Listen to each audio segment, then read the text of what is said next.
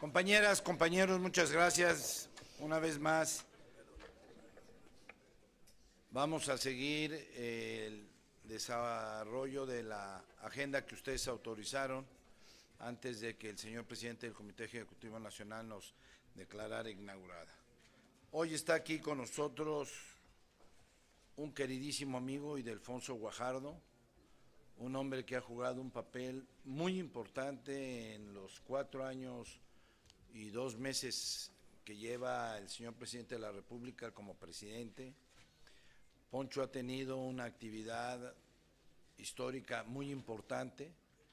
Sin temor a equivocarme, puedo decirles que es el mexicano o uno de los mexicanos que más conocen sobre el Tratado de Libre Comercio. Él tuvo el privilegio de representar en la mesa de la negociación a México y lo hizo siempre con gran y profundo nacionalismo, con gran y profundo conocimiento de la materia, y yo creo que debemos estar muy tranquilos que las negociaciones que se van a llevar a cabo sobre los nuevos acuerdos que vamos a tener con otros países, Ildefonso Guajardo jugará un rol fundamental.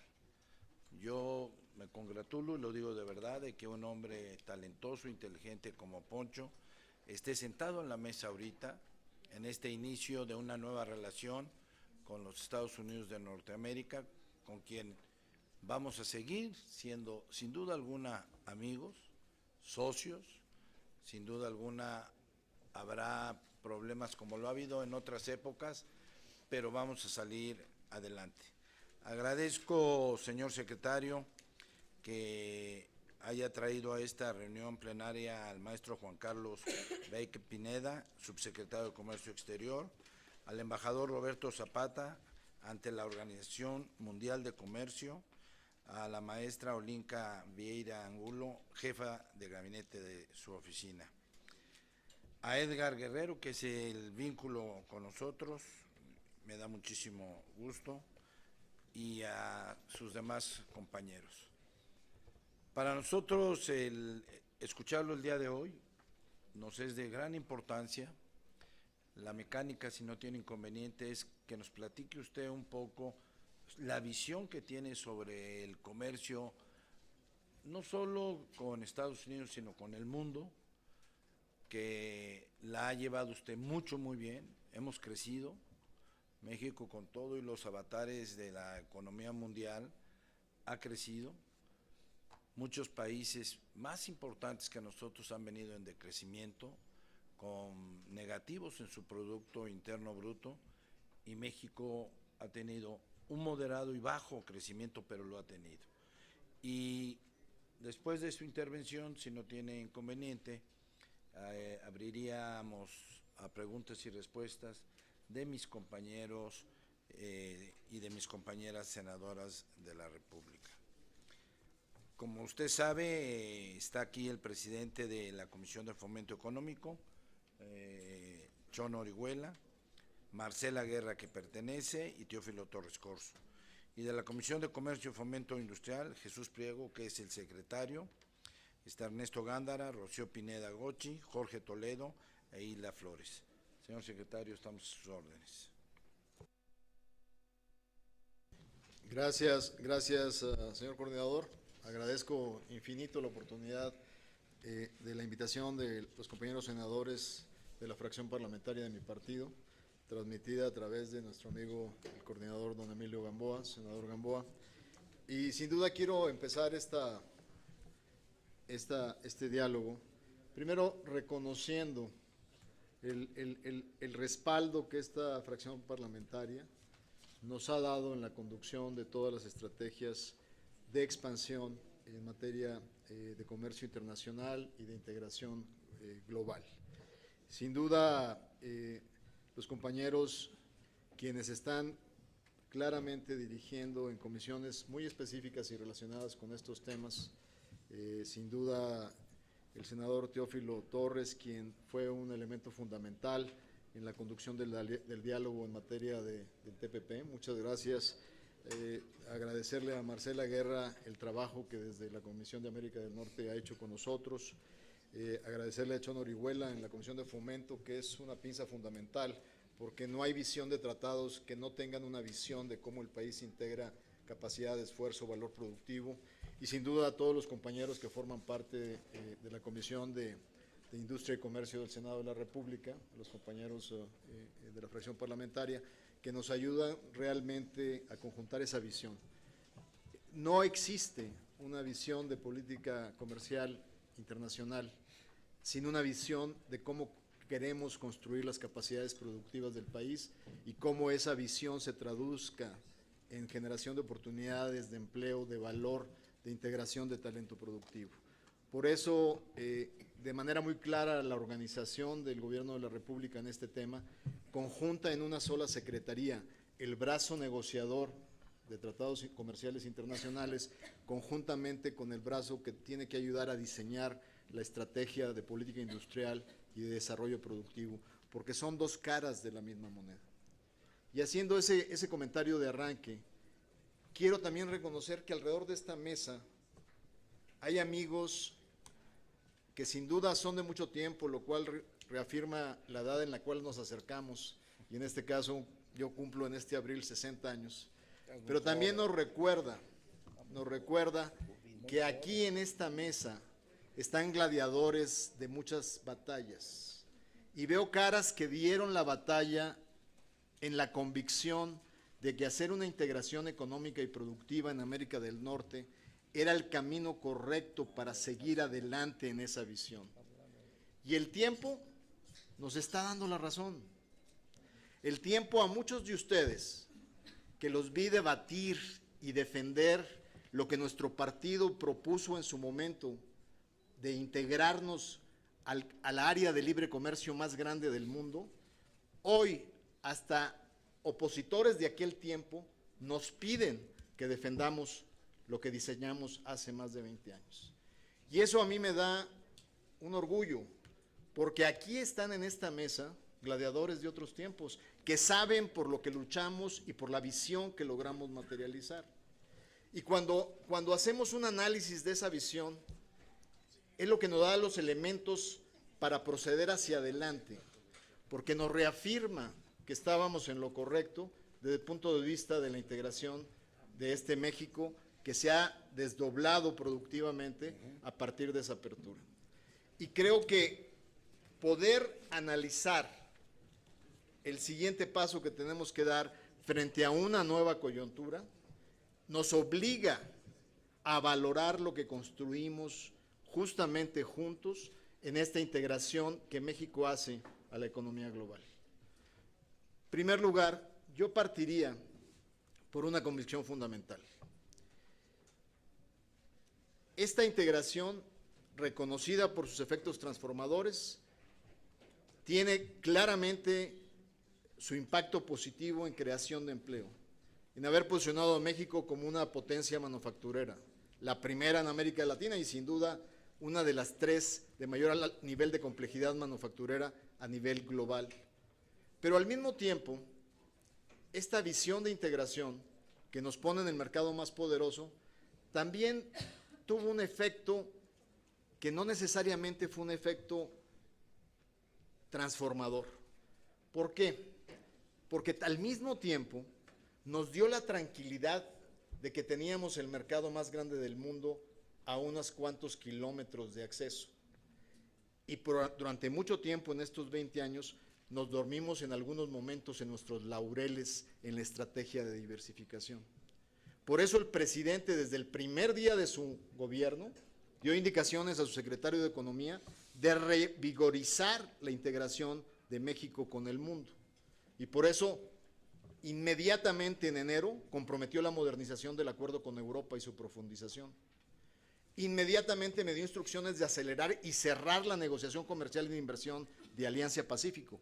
Y sin duda me dio la orden de arrancar el primer día, que fue el 3 de diciembre del 2013, nuestra participación en las negociaciones de TPP. Claramente, cuando ustedes ven la línea de tiempo de negociaciones comerciales internacionales, la administración del presidente Enrique Peña Nieto le impuso una nueva dinámica a nuestra estrategia de integración global.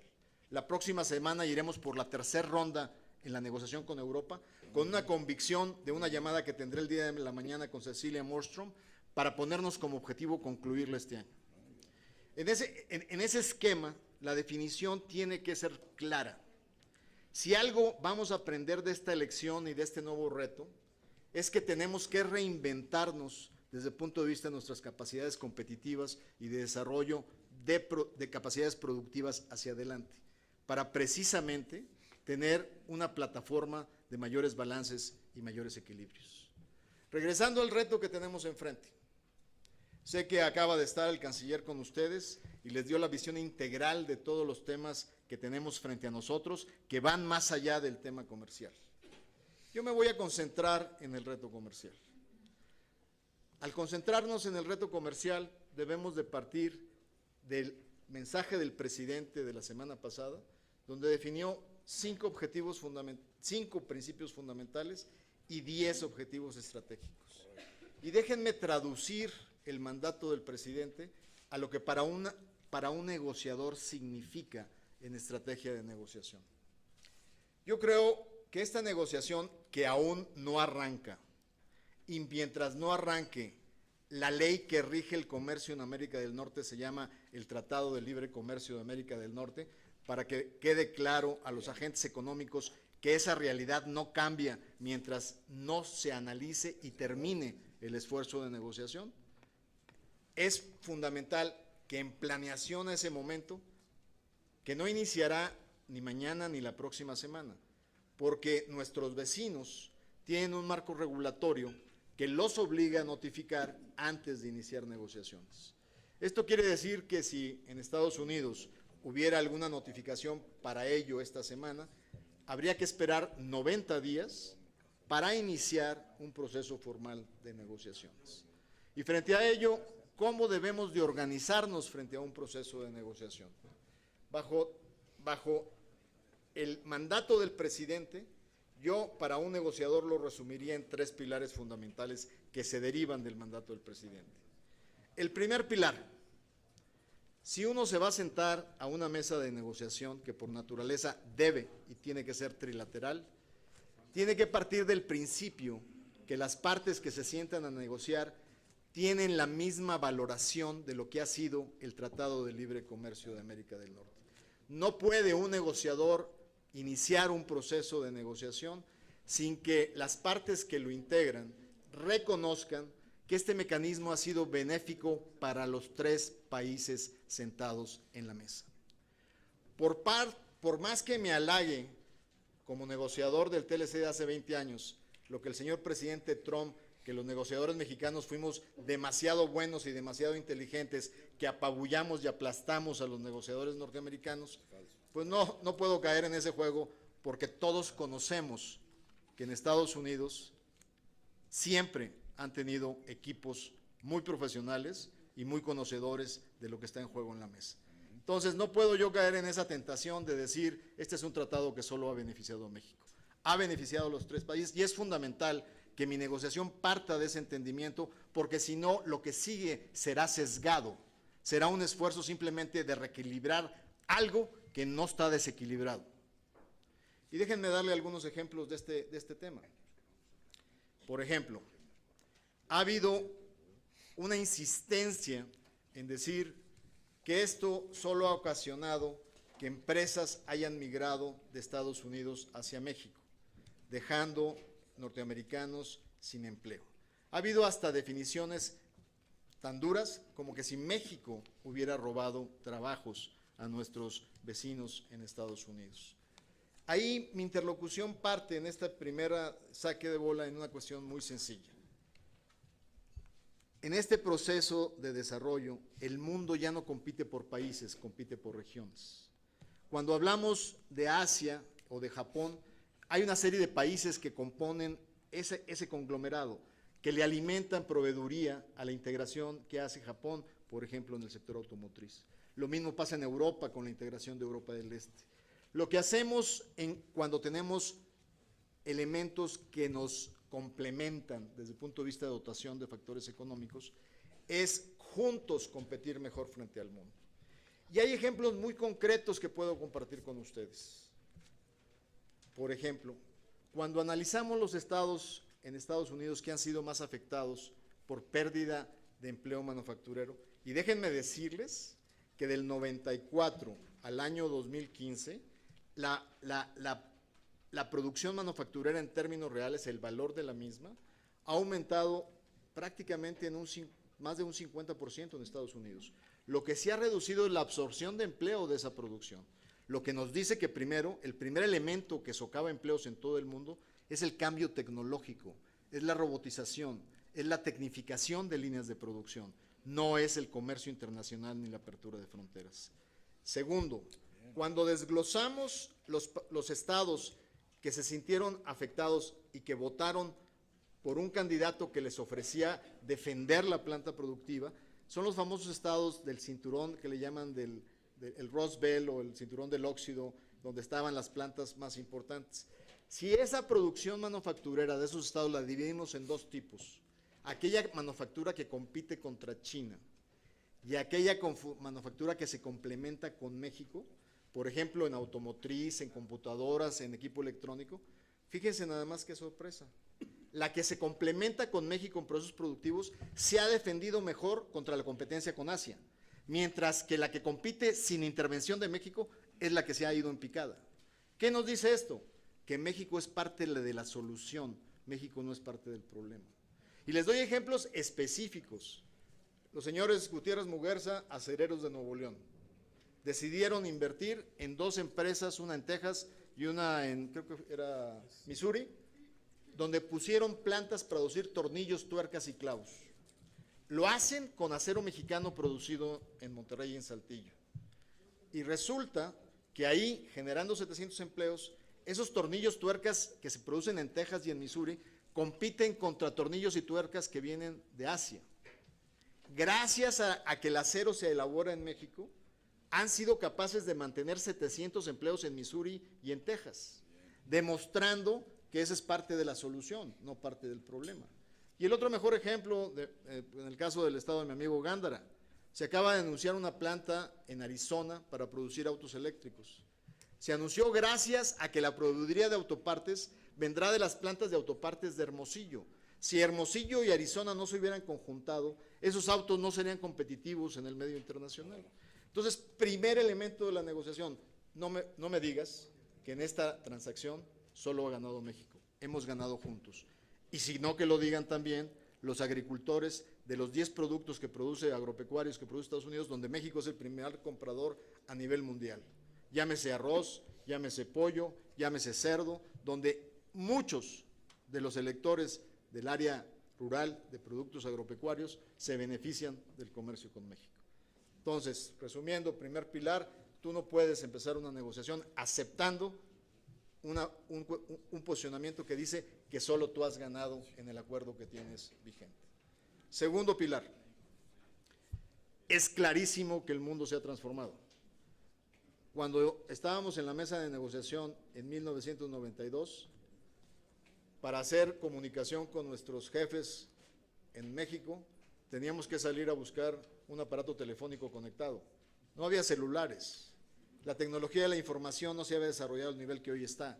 Por lo tanto, hay áreas que debemos de aceptar que tienen que ser potencializadas por bien de México y de sus futuras generaciones, como el comercio electrónico, que no forma parte del acuerdo y que sí formaba parte de la negociación del TPP, como áreas que han tomado una relevancia fundamental para avanzar inclusive la manufactura, como es las telecomunicaciones, que a través del Internet están revolucionando la manera como se producen las cosas y que no forma parte de NAFTA, como la integración energética de América del Norte, que es una de sus principales ventajas competitivas en la competencia frente al mundo.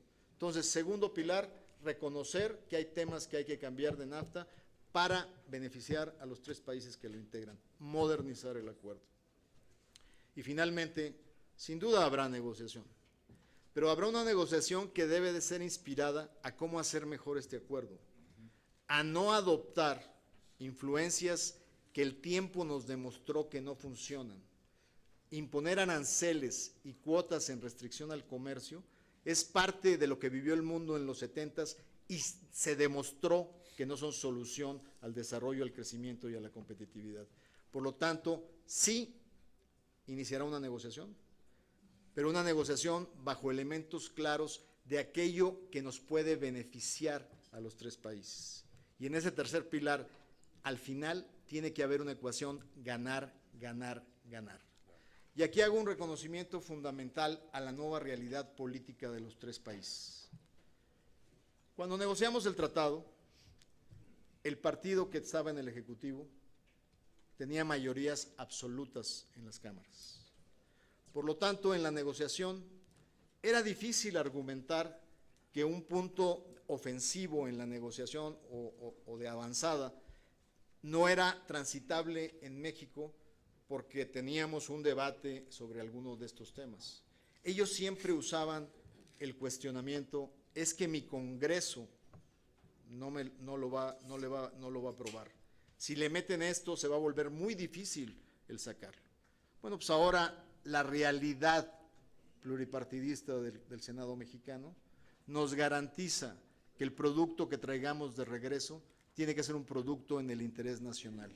Si no lo logramos, no habrá acuerdo aprobado en el contexto mexicano. ¿Por qué? Porque hay senadores de la República defendiendo los intereses de los estados que representan. Y esto es un elemento fundamental de tener en mente. En la mesa de negociación se va a negociar siempre teniendo en cuenta lo que tenemos que traer de regreso para la aprobación de este Senado. Yo dejaría aquí mis comentarios abriendo para ustedes los temas de interés y de mayor profundización, pero les diría simple y sencillamente que lo que hemos hecho hasta ahora de la mano de ustedes será sumamente necesario para los días que vendrán en este proceso. Muchas gracias. Muy bien, pero muy claro y muy bien, ¿no?